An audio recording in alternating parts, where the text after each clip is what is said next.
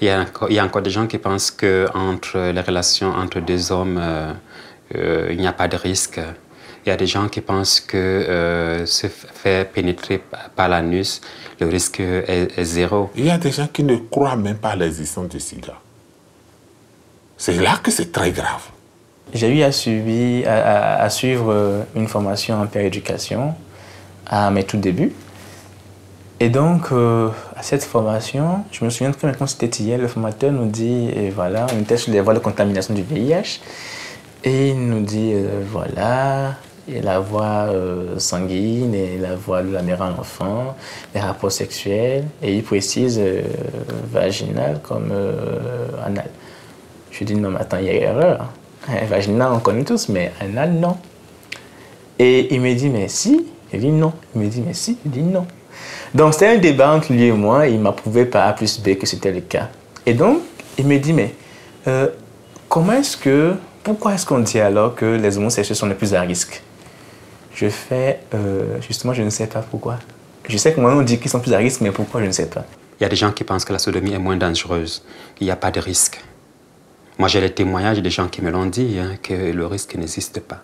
Quand vous voyez des affiches publicitaires, des panneaux qui disent des messages « Protégez-vous », préservatif à tous les coups, et qu'à côté, on met la photo d'une femme et d'un homme, pour l'homosexuel qui est naïf de connaissance, il se dit « mais ça concerne les hétéros, les couples hétérosexuels ». Et donc, du coup, comme lui, il a des rapports homosexuels avec quelqu'un de même sexe que lui, il se dit « mais il n'est pas concerné ».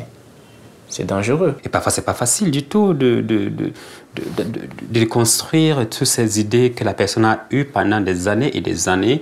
On le lui a mis sur les affiches publicitaires, à la radio, à la télé, depuis qu'il est tout petit, commence à déconstruire. Cela, ça prend vraiment du temps. Donc, c'est un peu ça. Et parfois, on est même taxé de menteurs. Ils se disent, qu'est-ce que vous savez par rapport au ministère de la Santé qui a labellisé cette campagne publique, nationale publique et tout, par rapport à une petite association de rien du tout. Même dans les centres de dépistage, quand tu y vas, on te pose la question, ta compagne, ta partenaire, est-ce que ça fait dépister? Donc du coup, c'est déjà préorienté. On te dirige déjà vers l'hétérosexualité parce que la personne ne s'imagine même pas une seule seconde que tu puisses avoir un partenaire masculin. Au niveau social, il y a une forte barrière de la religion. La religion pour qui l'acte sexuel est fait pour procréer, c'est jamais pour le plaisir. Et donc le port du préservatif déjà est un problème. Donc il faudrait leur apprendre le pourquoi le préservatif. En plus de l'ignorance, il y a le faible niveau économique.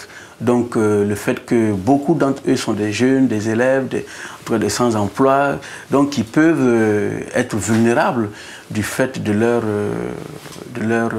manque de moyens financiers. Et donc c'est difficile de négocier le port du préservatif par l'autre pendant les rapports sexuels.